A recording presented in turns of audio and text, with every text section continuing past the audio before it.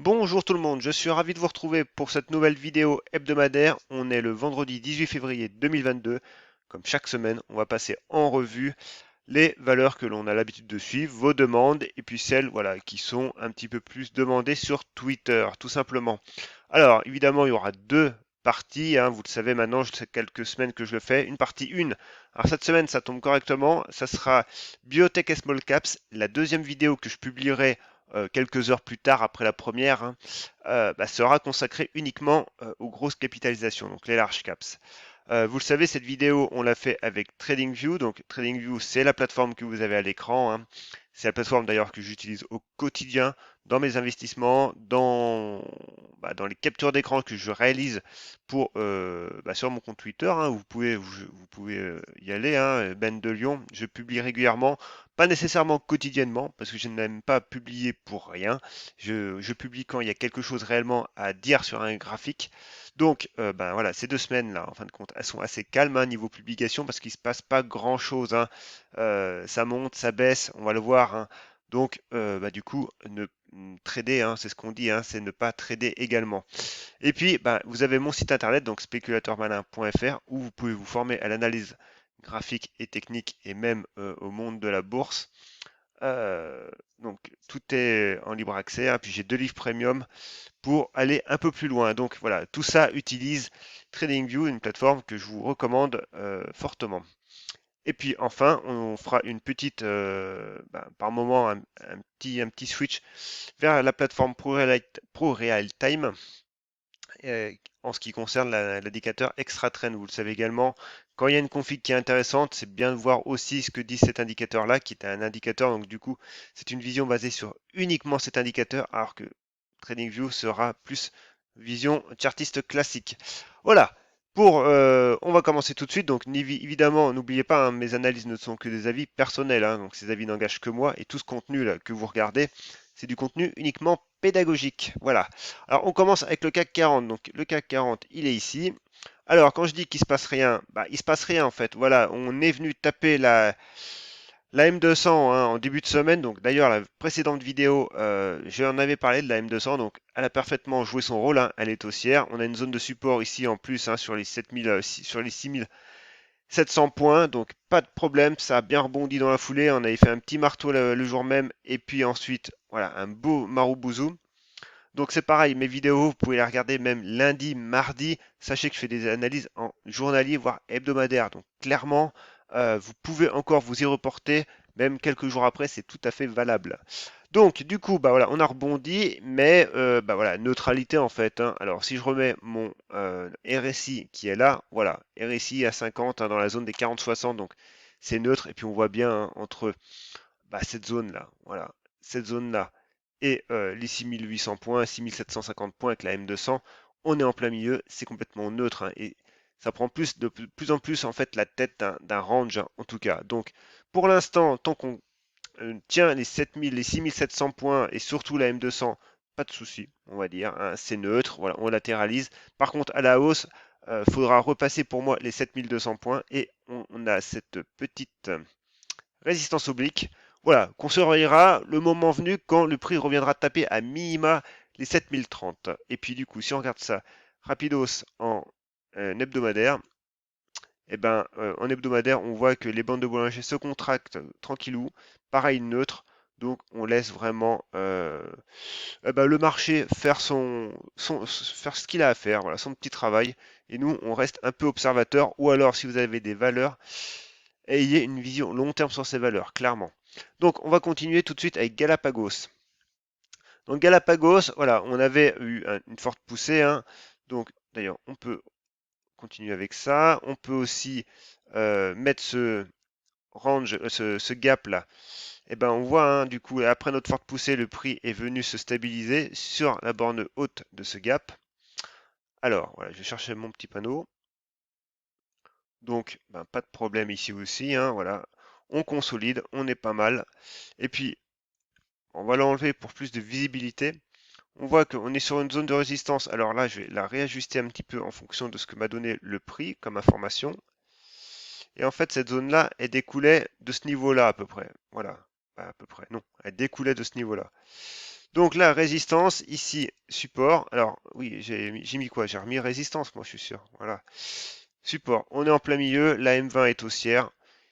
Il n'y a pas grand-chose d'autre à dire. Ça consolide à très court terme. On est dans un range entre les 55 et 56 et les 60 euros à court terme. Et puis évidemment, à moyen terme, ce qu'on peut voir déjà, c'est que à moyen terme, ça nous donnerait un objectif plus moyen terme. C'est ce petit fanion, voilà, tracé avec son mât. On reporte le mât au niveau du bas du fanion, voilà, quelque chose près. Et ça nous donne cette zone des 72 euros, qui est un objectif purement chartiste. Et si on va rapidement en, euh, en hebdomadaire, non, pas plus d'informations en fait. En fait, voilà, on voit on avait une zone là en 2017 qui avait été tapée pas mal. Du coup, ça remettrait un petit peu comme objectif cette zone. Et simplement, l'indicateur GMMA, c'est pareil. L'indicateur GMMA, c'est un indicateur que j'utilise de plus en plus, qui permet simplement de voir ce qu'il en est au niveau des tendances. Et on voit que la tendance court terme, c'est ce que j'ai dit, hein, elle est bah, neutre à très court terme depuis quelques jours, hein, depuis même, ouais, depuis début février, début février. Par contre, on voit que la cassure qu'on a eue et qui a fait remettre le faisceau lent dans la bonne direction, lui n'est pas remis en cause pour l'instant. Donc, le prix reste malgré tout bien orienté. Et si on regarde ça ici, alors le CAC 40, je ne sais pas, il est quelle heure ici le CAC 40? Il est 55, donc je suis pas certain qu'il soit mis à jour. Non, pas encore. Donc, on va regarder Galapagos simplement. Donc, avec les unités. Et Galapagos, en fait, voilà, on voit qu'elle est dans son range court terme, dans sa zone de force. On voit que évidemment en mensuel, elle n'a pas encore repassé et redéclenché son traîneau haussier, mais voilà, c'est vraiment sur le fil. Et enfin, en hebdomadaire, et ben voilà, on voit qu'on avait cassé la résistance dynamique. Donc, consolidation à court terme pour le Galapagos, mais bien orienté à moyen terme. Et puis à long terme, voilà, faut confirmer un petit peu plus, mais ça en prend le chemin. Donc, Biocinex. Alors, Biocinex, pas grand-chose, hein. Là, on va faire le topo rapide. Sous 18 euros pour moi, il n'y a rien à entrevoir. Voilà. Surtout qu'avec le Covid, bon, ça descend, ça diminue. Donc, attention pour Biocinex. Sous 18-19 euros, il n'y a rien à dire. Au co-design, pas grand-chose à dire. Elle revient une nouvelle fois sur le C950. On voit que le prix est encadré entre les 10-20 et les 9 euros, là, les 9,20 avec les bandes de Bollinger. M200 toujours baissière, qui arrive néanmoins sur les 10-30. Pareil, ici, il ne se passe pas grand-chose. On attend qu'une config se matérialise. Donc on a une petite résistance oblique qui prend forme. Mais voilà, il se passe pas grand-chose. On pourrait très bien revenir retaper, voir cette zone des 9 euros, hein, tout à fait, hein. Donc, par contre, il faudrait la tenir. Mais au milieu, il se passe rien. Et Median Technology, alors Median Technology, c'est pas très beau quand même. Là, du coup, pareil, les 13,20 ont lâché. Ont lâché aujourd'hui. Lundi, la première chose à faire, si on veut les préserver, c'est de les reprendre, ces 13,20. Donc, en l'état, voilà, on pourrait encore faire des mèches, hein, comme on avait fait fin janvier, mais le prochain support d'envergure sera sur les 11,50. Et depuis le début d'année, depuis même le mi-octobre, c'est quand même baissier, hein, sur Median. Donc, méfiance, méfiance. Alors, ça c'est mon site internet, hein, donc n'hésitez pas. Et puis voilà, les 11,50 sont ici, mais voilà, on est en train de faire une divergence des bandes de Bollinger en hebdomadaire. Faut vraiment tenir ces niveaux, hein. Et par contre, c'est pareil, sous 14,50, et pour l'instant, au mieux, on reste neutre. Mais voilà, les configs sont dégradés quand même. Ensuite, showroom privé, pas grand chose pour showroom. Alors c'est une demande, hein, clairement. Pourquoi? Parce que voilà, quoi, c'est c'est baissier. Alors, est-ce qu'on se met en mensuel? En mensuel, ce qui est bien là, c'est qu'on a on a un super mouvement directionnel. Donc, dans ce cas-là, première chose à faire, c'est ratio de Fibonacci. Et ce qu'on voit dans le ratio de Fibonacci ici, c'est que les 76 sont en train d'être cassés. Donc la semaine prochaine, il faut absolument clôturer au-dessus des 1,70. Sinon, là après, clairement, voilà, on refait toute la baisse, hein. Donc, si on veut conserver cette phase de correction, mais si on veut conserver on va dire une construction, il faut tenir ces niveaux actuels, clairement. Sinon, on irait revoir les plus bas, hein, les 1 euro, quoi. Et puis on voit que les bandes de Bollinger, de toute façon en hebdomadaire, sont encore loin. Donc il y a encore un hebdomadaire même en mensuel. Et en hebdo, voilà, les bandes sont orientées à la baisse. C'est baissier. Et on vient de casser la M200. Là, il n'y a pas beaucoup de. Il n'y a pas beaucoup d'échappatoires. Et puis là, on voit qu'on a un canal baissier. Donc, et qu'on a, bah, on a cassé. C'est un peu sur le fil encore là. Donc, quoique, on va réajuster l'hebdomadaire là, parce que, alors j'ai supprimé le mauvais là, voilà, toc, on va supprimer ça et on va réajuster. On va juste prendre, voilà, ces deux mèches. Voilà. On va dire que là pour le coup, on arrive sur ce support. Voilà. Si on recadre notre support correctement, on arrive dessus.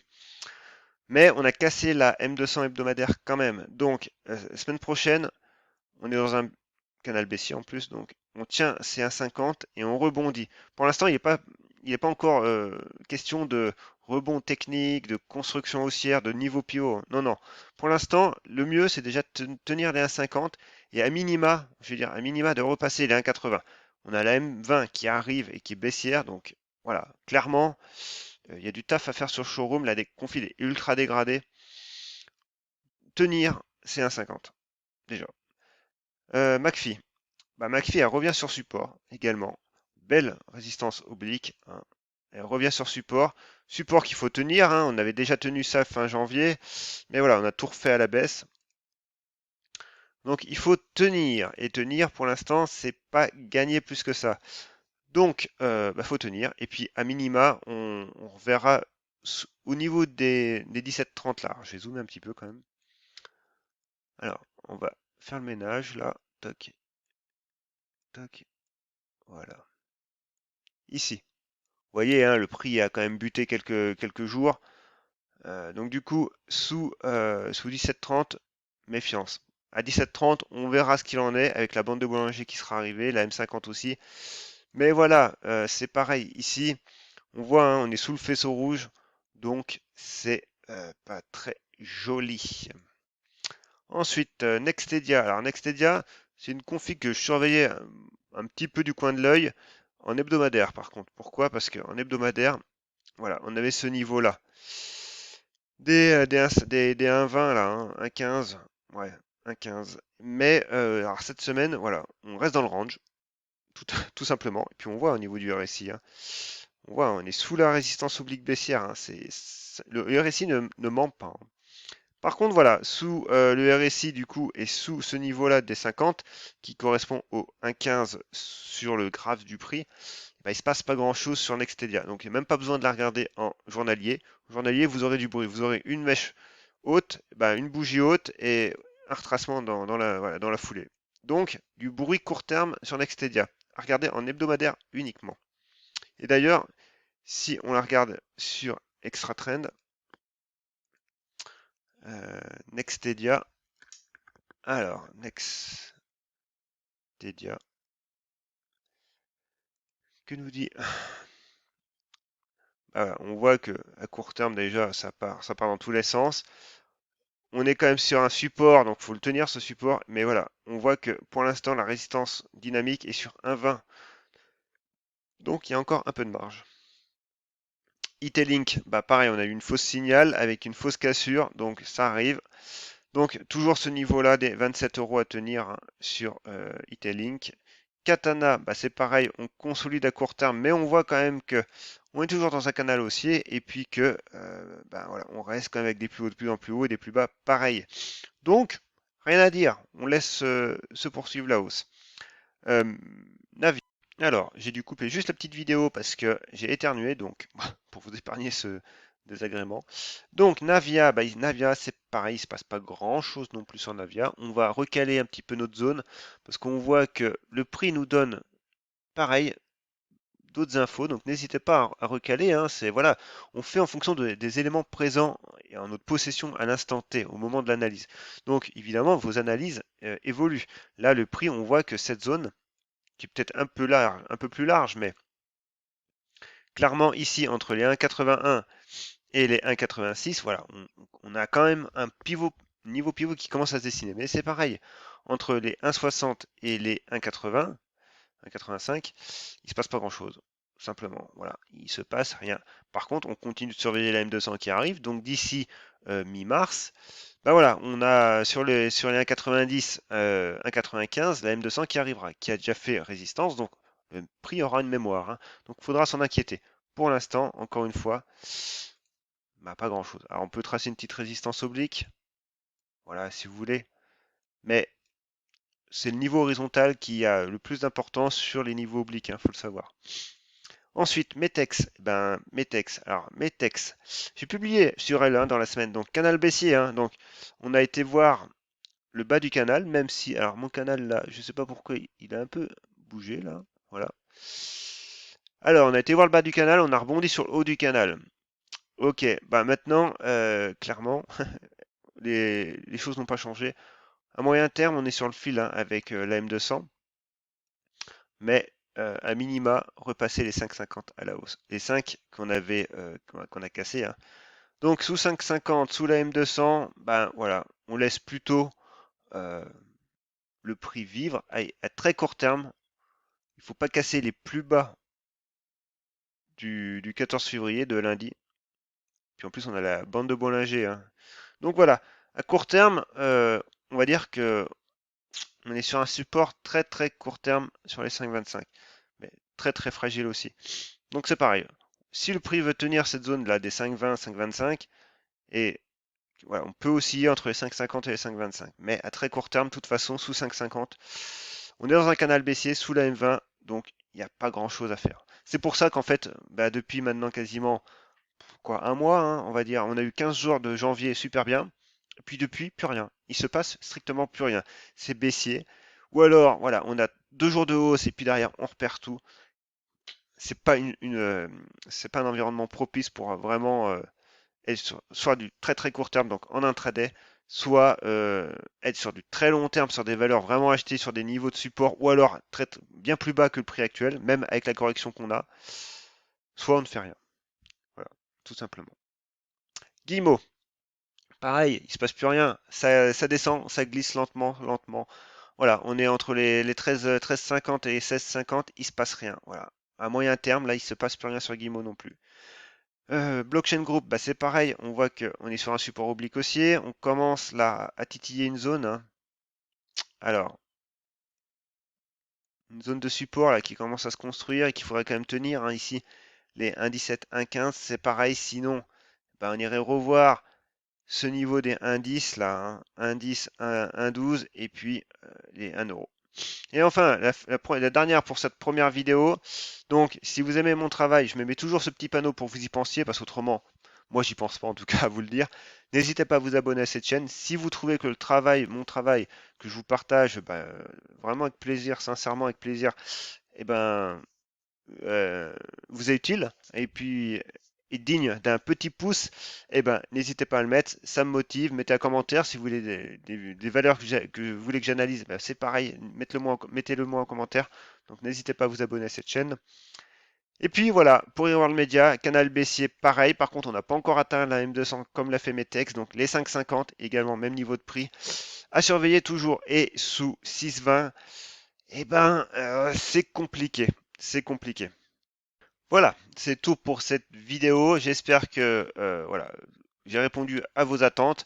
Si vous voulez vous former à l'analyse graphique, bah, vous le savez, je l'ai dit en début de vidéo, vous avez mon site, donc lespéculateurmalin.fr, où là vous pouvez retrouver bah, déjà 4 sections, hein, le blog, l'analyse technique, TradingView, donc 2 tutoriels plus les vidéos qui vont avec, ma bibliographie, mes vidéos sur évidemment euh, sur YouTube, sur ma chaîne. D'ailleurs, ouais, la présentation qui est un peu chelou, là, j'ai l'impression. Et puis, voilà. Après, vous avez donc le blog avec le dernier article sur l'indicateur GMMA. Et puis, voilà, vous faites défiler. Évidemment, l'analyse graphique, tous les cours que vous avez. Donc là, il y a vraiment du contenu. Vous pouvez vraiment vous faire plaisir.